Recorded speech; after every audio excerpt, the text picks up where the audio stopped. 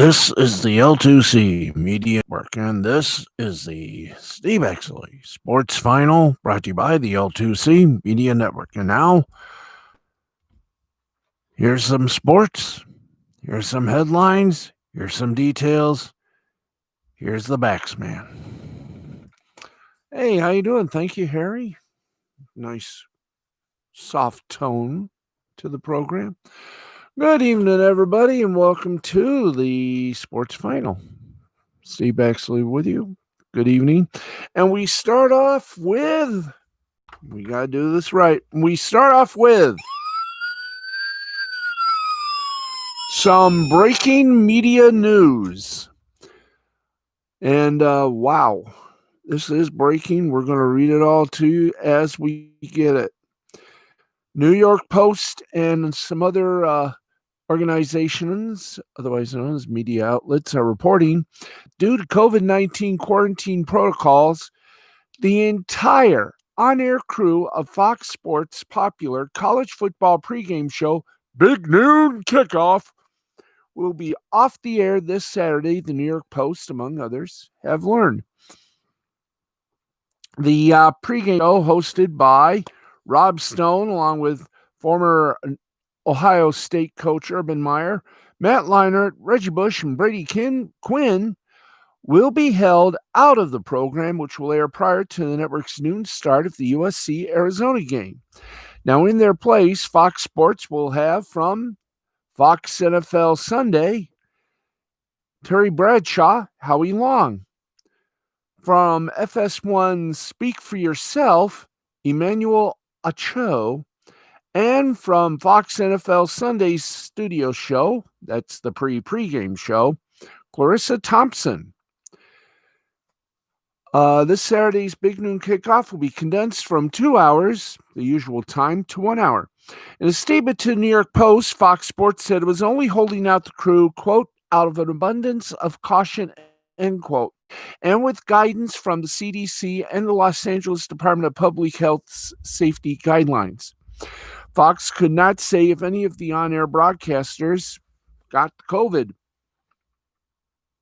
So we will continue to follow that story as well. But while we have this momentary pause in the cause, we want to wish all those guys safety. Okay, it's time now to go to the sports. And we got some headlines that we're going to do in detail right now. Let me do a little technical adjust. There we go.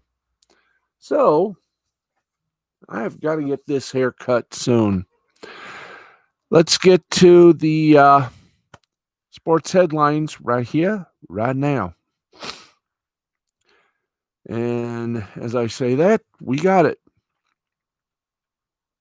The New York Giants are bringing in some wide receiver help for Daniel Jones, as Adam Schefter of ESPN has reported on Wednesday. They claimed former San Francisco 49er wide receiver Dante Pettis off waivers.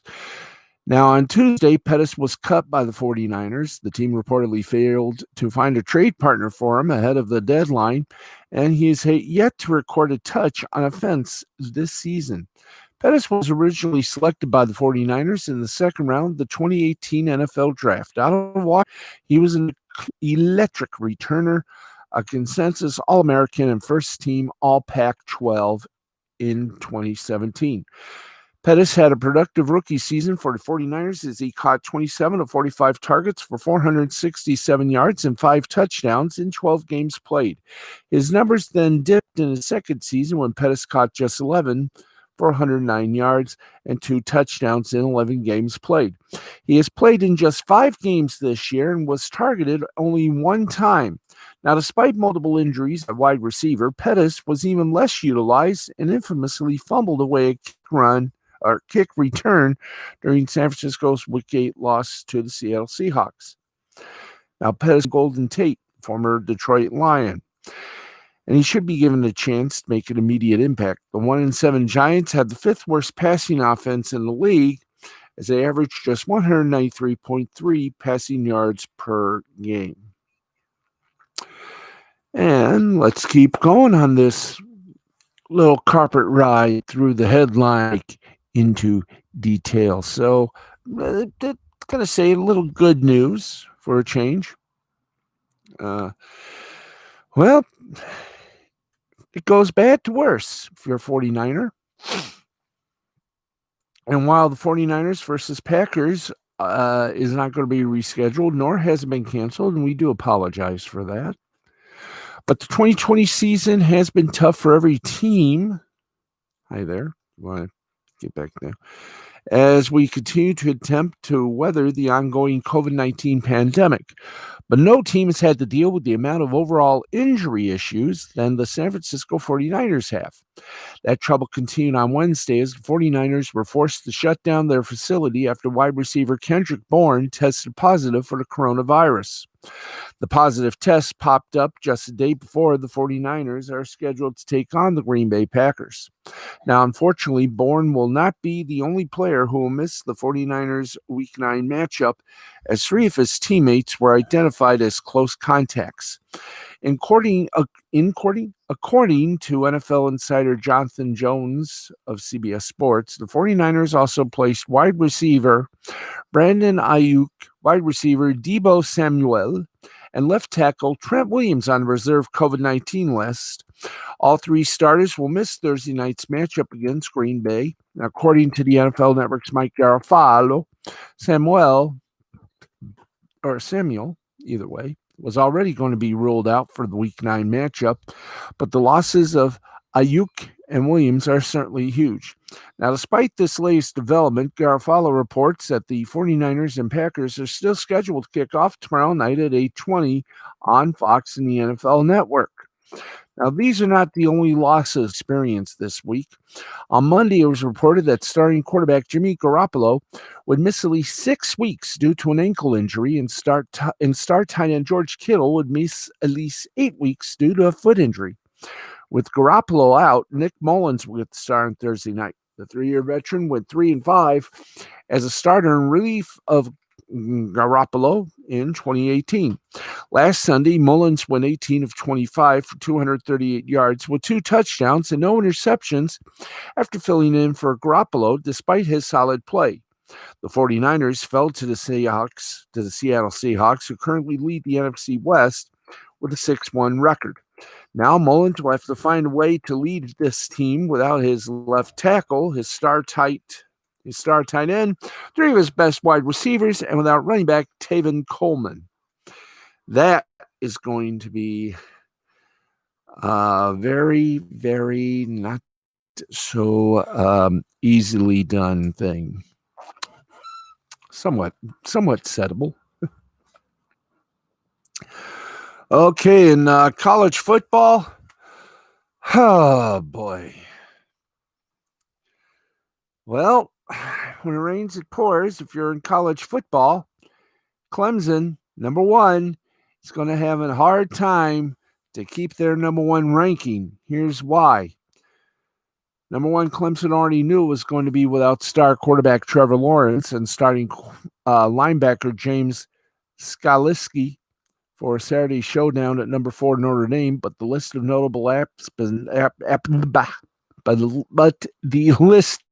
notable absences, Taylor Davis and linebacker Mike Jones Jr. It'll be the 3rd straight game and 5th overall that Davis has missed this season after he earned a second-team All-ACC. Number 4-star prospect from Apopka, Florida, racked up an impressive 45 tackles, including 6 sacks from his interior position last season, and was regarded as one of the top returning defenders in the ACC this season. Now, sophomore and former 4-star prospect who made valuable contributions last season, though he was not a starter as a freshman. Jones appeared in all 15 games and accumulated 22 tackles, including 4 for loss and a forced fumble. He's made 15 tackles and picked up an interception in 5 games this season as he progressed into a starring role. Swinney did not elaborate on the type of injury each found some cracks in the past 2 weeks ahead of a matchup with the Fighting Irish that carries ACC title and college football playoff implications. Clemson trailed Boston College 28-10 at halftime on Saturday after giving up 13 first downs and 209 total yards in the first half. But they came back to win 34-28, they were hoping to have players like Davis and Jones back this week to bolster a defense that has been plagued by injuries all season. We'll just have to wait and see. Let's begin. And in the NBA, hey, we got some NBA news. Gosh doggies. The NBA news,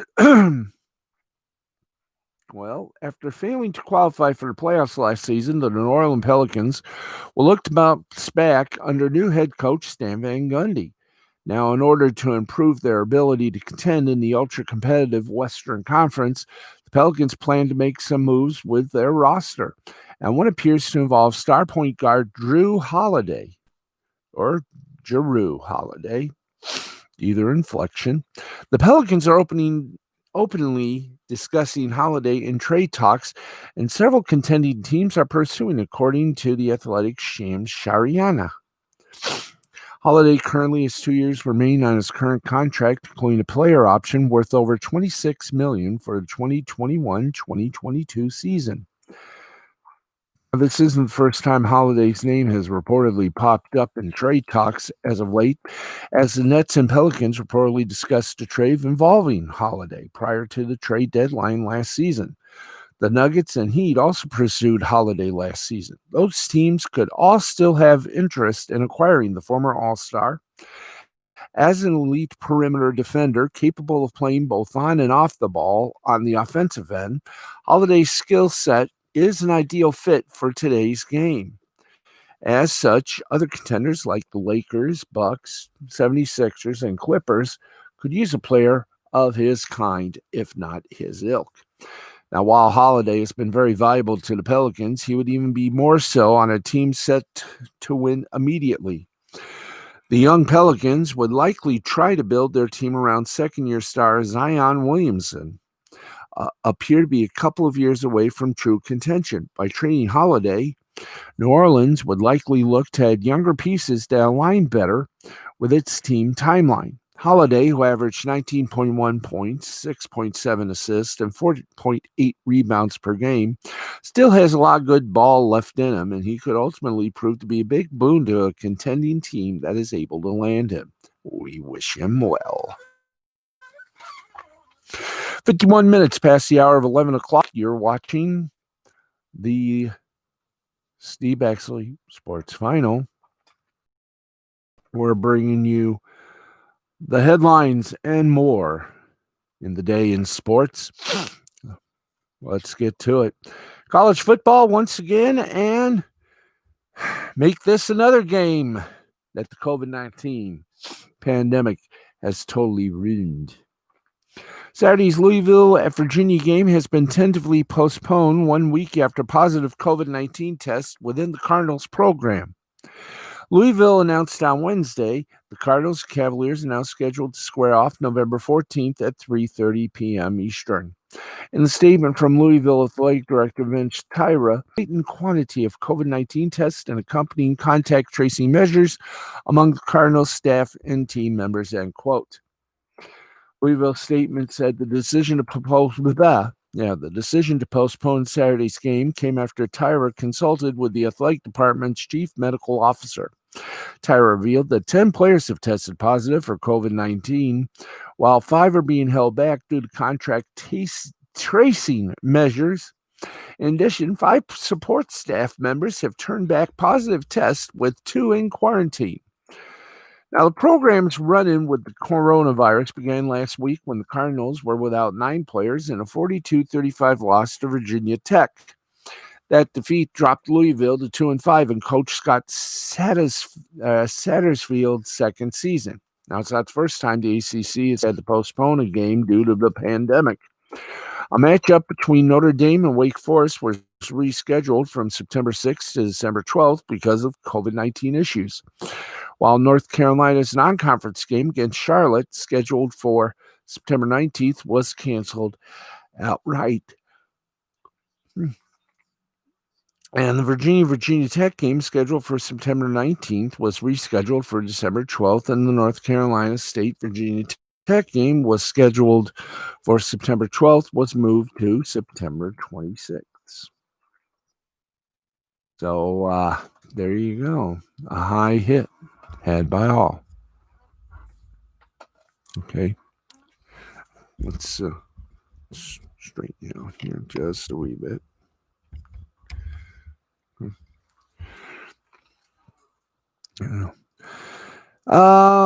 Let's find out where every state is on sports betting. Now, more than half the country, and I'll read this as soon as it pops up. Now, it's been over a year and a half since the United States Supreme Court delivered a landmark decision to strike down the federal ban on sports gambling that prohibited betting on sports in most states.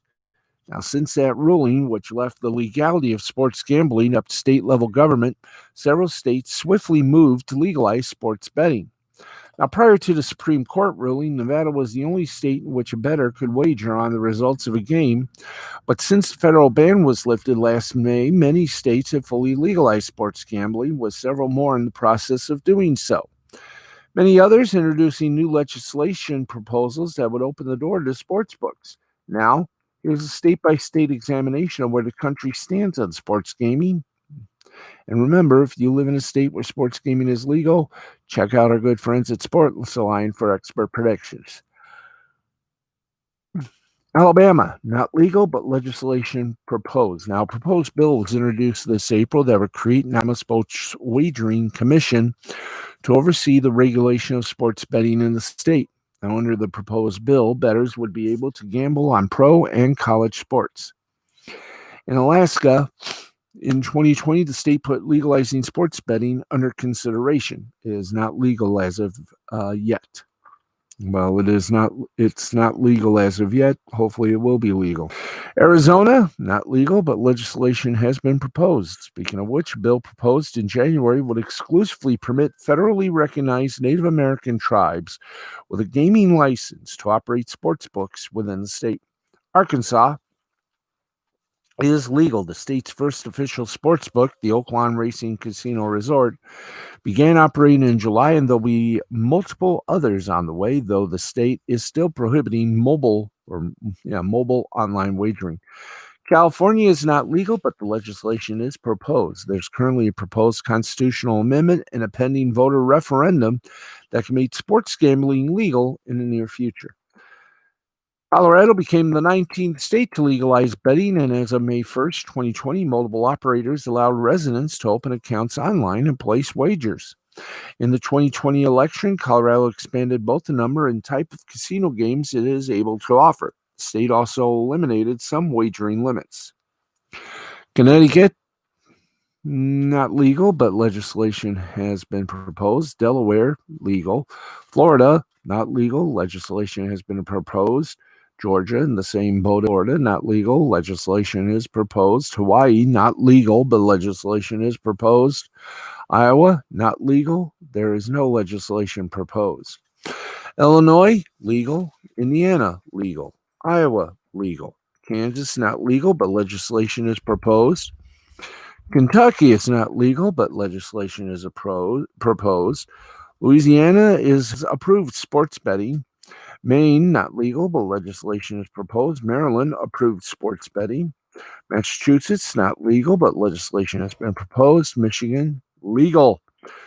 Minnesota, not legal, but legislation proposed. Mississippi, legal. Missouri, not legal, legislation proposed. Montana, legal. Nebraska, authorized some betting, not much. Nevada, obviously legal. New Hampshire, legal. New Jersey, legal. New Mexico, somewhat legal. New York, legal, totally. North Carolina, legal, but not yet started. North Dakota, not legal, but legislation has been proposed. Ohio, not legal, legislation has been proposed. Oklahoma, not legal, legislation has been proposed. Oregon, which just legalized drugs, has just legalized sports betting. Pennsylvania, legal. Rhode Island, legal. South Carolina, not legal, but legislation proposed. South Dakota in the 2020 election, they did approve sports betting. Tennessee, legal. They will launch soon. Texas, not legal, but legislation proposed. Utah, not legal for obvious reasoning. The Mormons. Vermont, not legal, but legislation proposed. Virginia, legal. Washington, legal. Washington, D.C., legal. West Virginia, legal. Wisconsin, not legal, and they have not begun the process of legalizing. And Wyoming is not legal, but because the bill was voted down. But they'll give it another shot soon. So there you go, right in the Bushman. Speaking of which, once again, the rabbi has sent over his prediction for Green Bay and San Francisco. Let me give you the position of positions as we preview the game. The Packers are 5-2. San Francisco 4-4. Now, when the San Francisco 49ers dealt Green Bay a humiliating loss last November, it was Nick Bosa controlling line of scrimmage and George Kittle and Deebo Samuel catching long TD passes from Jimmy Garoppolo. When the two teams meet again 2 months later in the NFC title game, the Niners won behind 229 yards of rushing and 4 touchdowns from Raheem Mostert.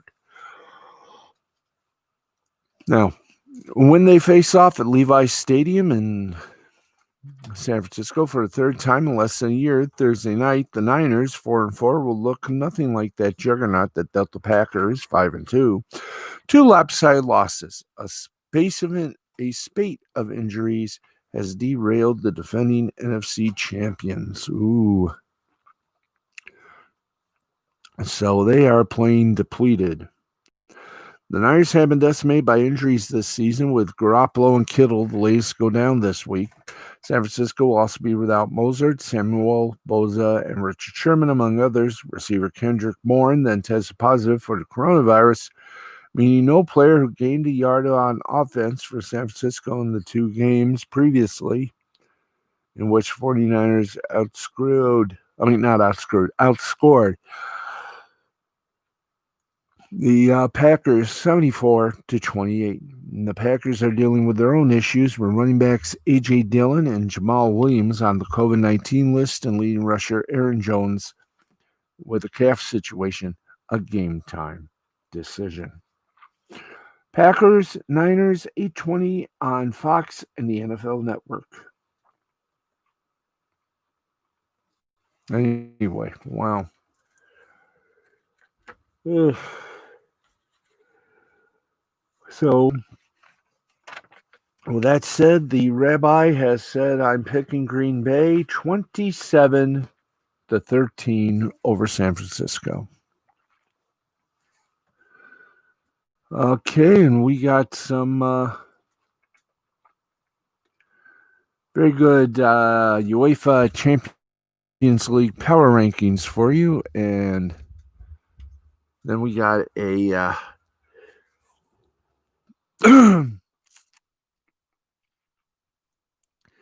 match day 3 of the Champions League is officially over, and there were a bunch of movement in the power rankings. Some surprising results saw teams like Manchester United and Paris Saint-Germain lose to shake up Group H, while many stayed in the court and are nearing qualification to the round of 16, like Bayern Munich, Barcelona. But how does each team rank after 3 matches?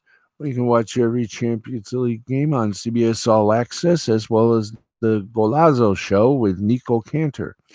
Now, if you miss action from previous day, check out the Champions Club, featuring Jules Breach, Julian Lawrence, and Ad Akinfenwa. It's the ultimate nightly highlight show for fans of the UEFA Champions League. Tonight, Nick Ricciata and Lost Blaney Interwebs will try to explain this crazy election. Ugh. Excuse me. Before we go to a slight break, we have some sad news to report. And here it is. Erica Weems, sister of Cleveland Cavaliers director of scouting Brandon Weems, was found shot dead in her home in Akron, Ohio on Monday. The Weems family grew up in Akron, and Brandon is a lifelong friend of LeBron James. The LA Lakers star took to Twitter on Wednesday in search of answers for the currently unsolved crime. Now, little is known about the circumstances of the shooting at this point other than Weems was found in her bedroom, and her death was ruled a homicide by the Akron Summit County Medical Examiner. According to Christian Woodenfield of New York Daily News, Cleveland Cavaliers also released a statement mourning Weems. And this was their statement. The entire Cavaliers organization was saddened to hear about the recent tragic death of Brandon Weems' sister, Erica. Our hearts are heavy and full of pain over this senseless act. We express our deepest condolences to Brandon, the entire Weems family, their loved ones, and the Akron community. We will be back with Brandon throughout the extremely difficult time, and we'll offer our assistance and resources to help find justice for Erica, Cavaliers said on Twitter. Now, there's no telling how long this investigation could take, and the police currently have no suspects for now. All James, Cavaliers, and the Akron community can do is wait and mourn Weems' loss. And we'll be back in just a moment with more. The Lost Boy the Interweb show returns again tonight with Arcada as your host and more election coverage. Oh, joy. This is going to be fun.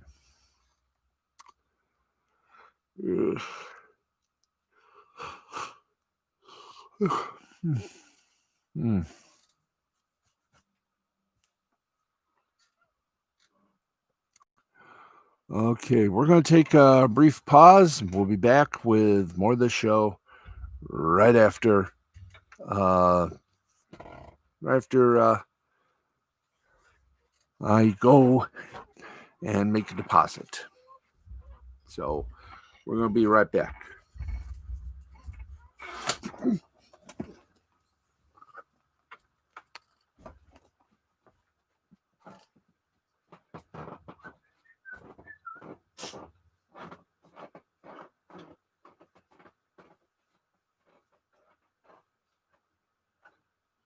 Would you turn my little light on, not my big one?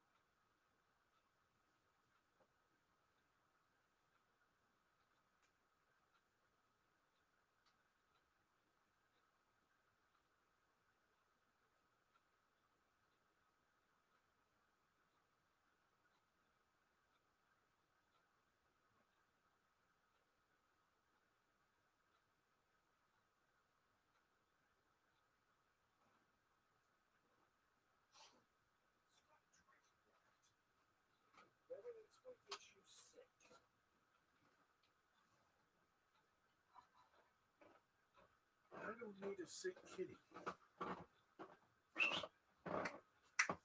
Come on up. There you go. Right, come here. Yeah. Your punishment? It's not going to be punishment. You get to be on TV with your friend, me.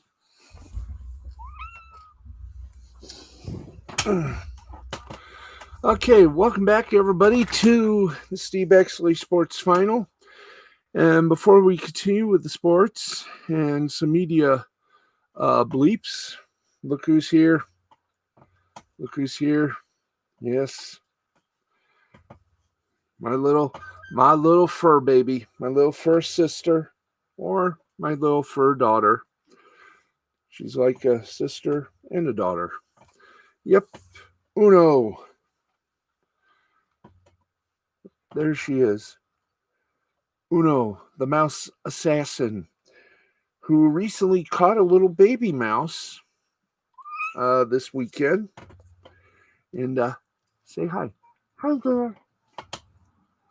Hi, everybody. There you go. Get a good shot. Hey. Hi there. Hi. Yeah, hi. How are you? Okay. Yes, you just made it on television. Anyway, we got another little bit of media bite for you as I put the microphone up to a level that I can actually be heard. And, well, this one was sort of predicted a while back, but after sitting out a little non-compete, some good news hit the wires of love.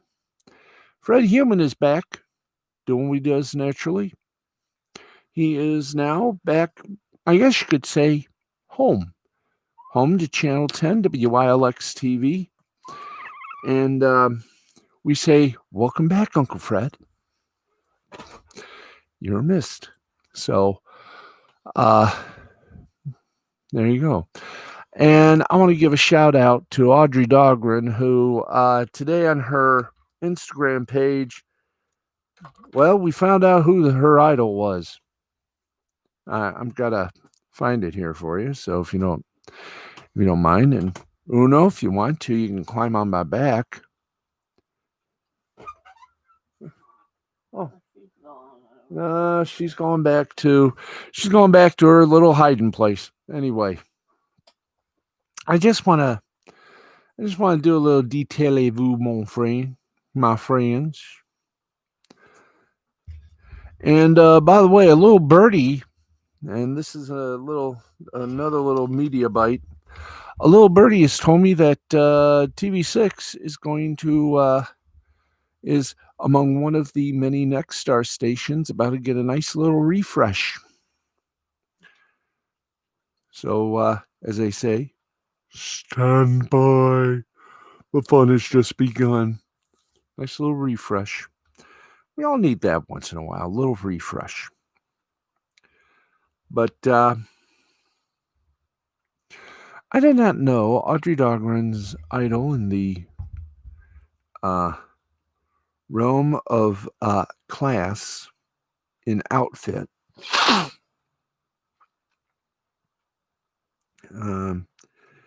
is, of course, Nora O'Donnell. Bravis.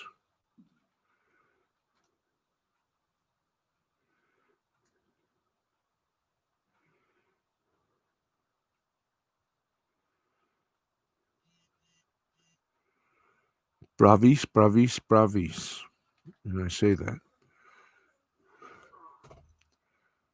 I mean, she is an impeccably good dresser, but of course, Audrey Dahlgren, much like Alex Sims, they are truly, and the other ladies of TV6 are impeccably Class A outfitters. And especially, I will say this, Audrey Dahlgren. If you haven't caught her at 6 and 11, you should. She's not only one of the most professional sports personalities in the media. She is a Class C, and Class A dresser. Anyway, just I pay a complimentation while we do more for this broadcast. So call that a little Inberked shout out. Okay. Saturday, we understand Saturday the rabbi will be back with us, and that's going to be pretty damn good. Okay. Do we have the? Do you want to do the UCL rankings, or have we done those already? Okay, let's do them if we can. I don't know if we.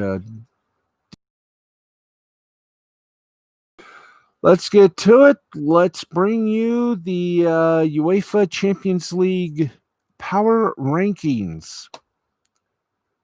That's right, and we do so like a dish.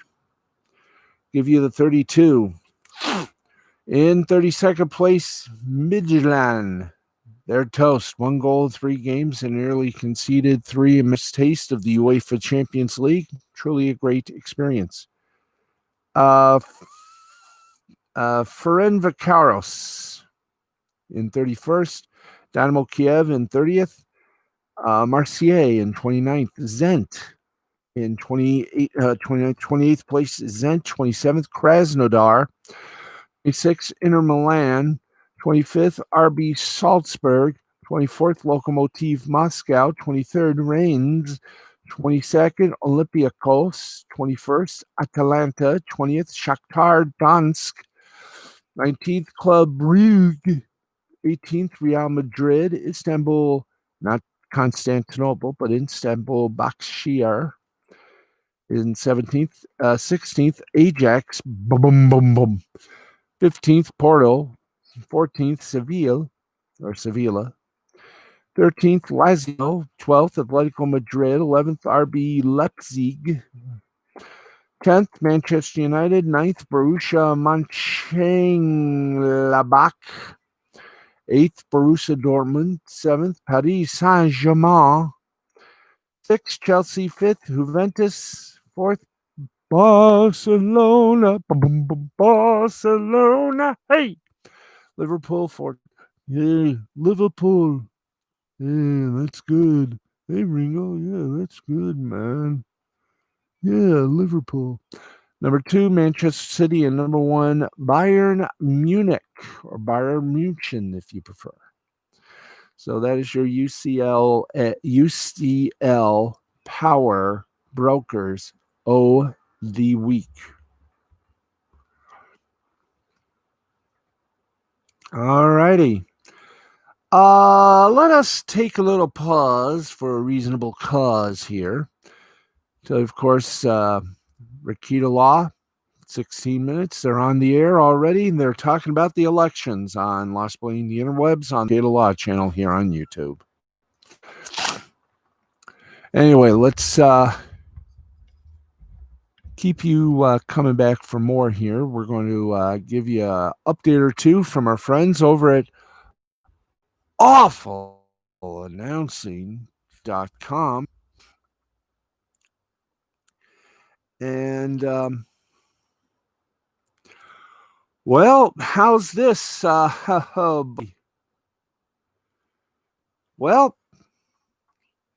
one of the first MAC games back, the Ohio and Central Michigan game, was interrupted. Aired 2 MAC action games on Wednesday, with Ohio and Central Michigan airing on the Big Rock, ESPN proper, and Buffalo, Northern Illinois airing on ESPN2. But that Ohio Central Michigan game wound up in a significant delay thanks to a power outage at Central Michigan Stadium. First, ESPN lost video, then audio, and then just going to a laser tag commercial. And the broadcast then came back after a few minutes of commercials with play-by-play announcer Kevin Brown, who was calling the game from ESPN's Bristol, Connecticut studios alongside analyst Mike Golick Jr., with field analyst Quint Kucinich, the only one on scene in Mount Pleasant, Michigan, informing viewers of what was going on. Wow. It was incredible. The game then got back underway, so MAC action may be back on the menu, but this was certainly an unfortunate disruption to the MAC's return. Now, we got another report. You remember a while back, we were telling you that ESPN is preparing to do some cutting of some people. Well, The rumored layoffs at the four-letter monolith are reportedly coming this week, with a focus on those behind the camera. Now, last month, a report began to circulate about another potential round of layoffs at the worldwide leader in total sports network. That report indicated that somewhere between 300 and 700 people could lose their jobs, and most of the focus would be on those behind the camera. Unlike the 2017 layoffs, which almost exclusively massacred on-air talent. Now, on Wednesday, the Athletic's Richard Deitch reported that the layoffs could begin as early as tomorrow. And while behind-the-scenes folks would be the primary casualties, on-air talent with expiring contracts could also find themselves in very dire straits. To add to that is this quote: remote production is expected to be hit significantly, while some of the cost savings will come from talent contracts not being renewed. Now, it stinks that hundreds of people will be losing their jobs, and it's just another effect of the pandemic and the postponement of live sports last spring. ESPN has had its talent calling many games from studios and also homemade studios in their homes over the last few months, and one could assume that cuts to production staff could indicate that this practice may be here to stay once the pandemic begins to slow down. As for the affected on-air talent, we won't speculate, neither will Awful Announcing, who won't be returning based on whether or not people like them or their opinions on various issues.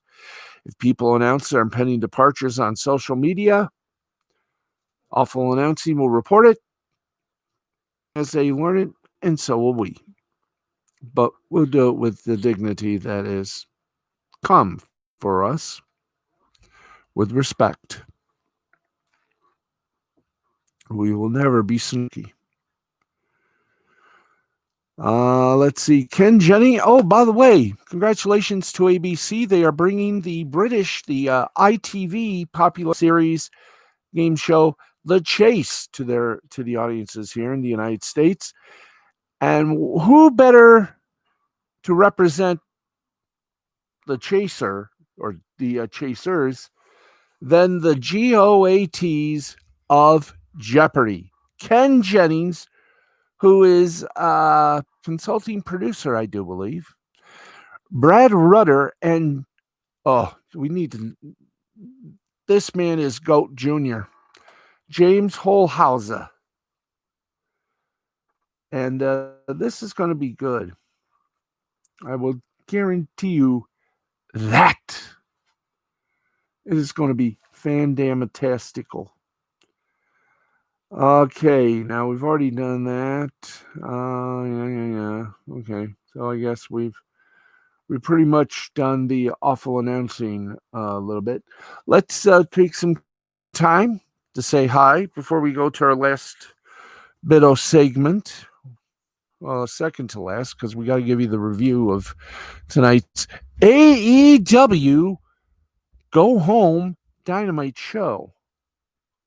Before their next pay-per-view, of course, is a definite wildness that we like to call Full Gear.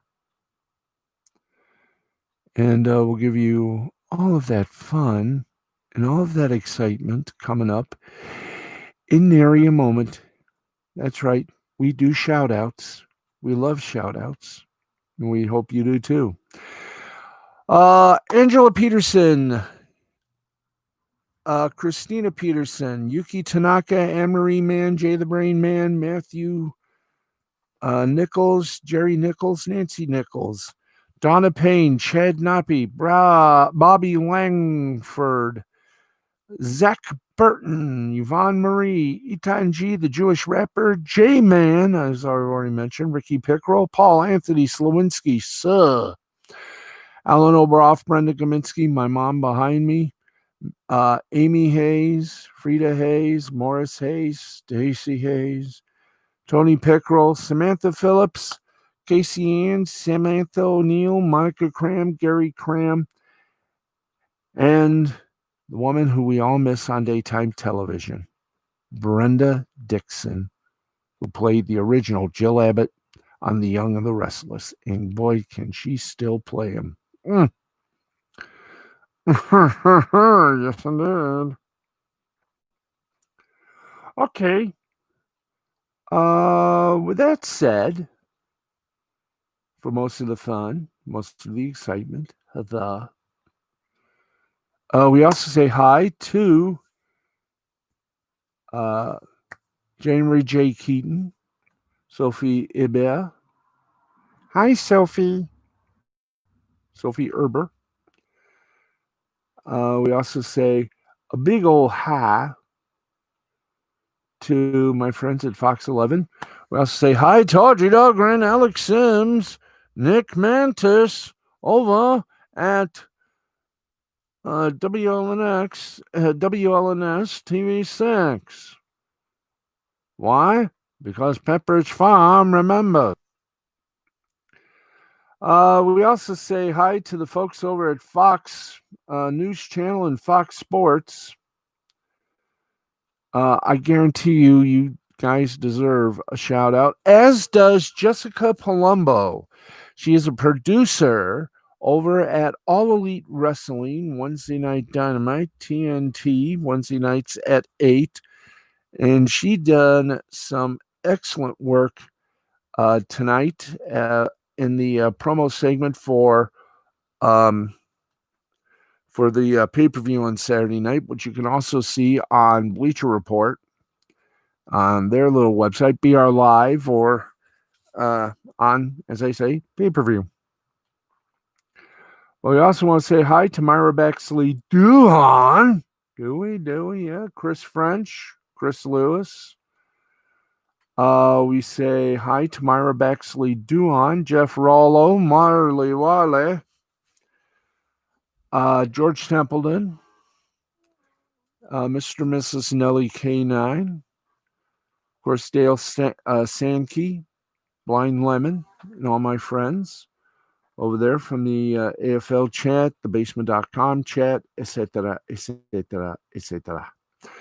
Bobby Strauss, Alabama Cole, Tyke Prado, Joseph Schwartz, Randy West, Rob Rago, Dale Sankey, and I keep mentioning names, Phil Monahan, Rod Street, Joe Ranta, Kadim Zaire Muhammad, and my cat Uno, who we've already had, plus Andrea Isom, Kelly Marinette,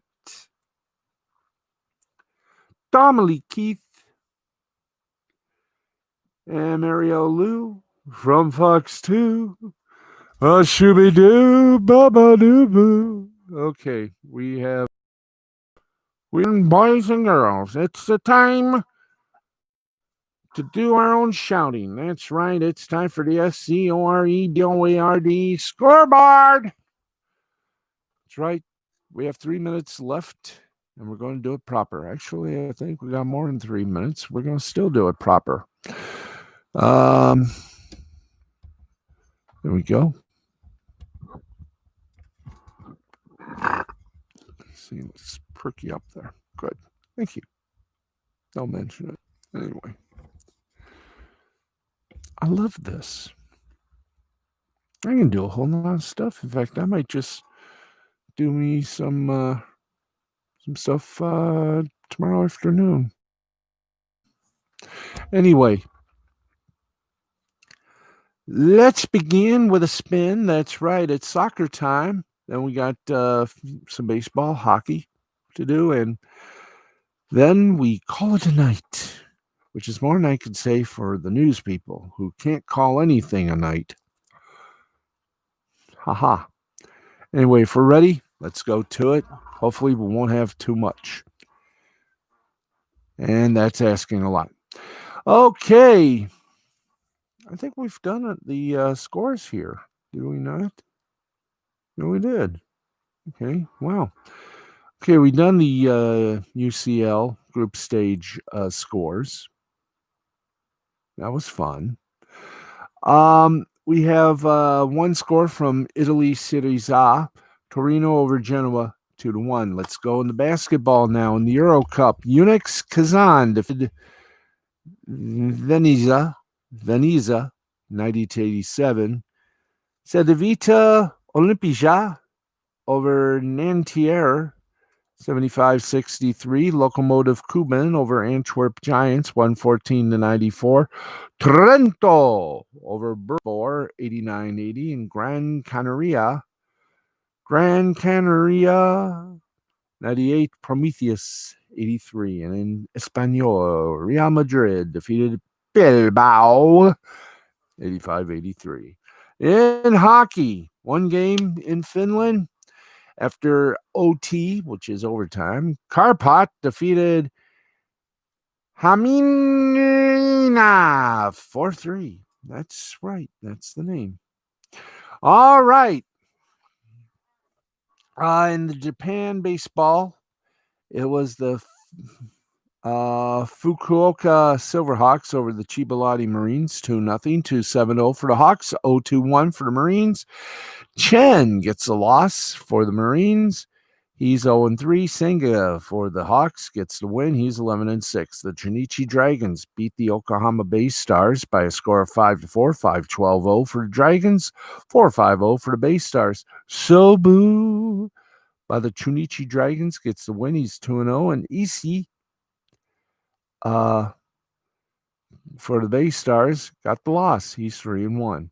Hanshin Tigers beat up on the Yakut Swallows 3-2, 3-5-0 for the Tigers, 2-6-0 for the Swallows. Suarez for the Tigers gets the win. He's 3-1.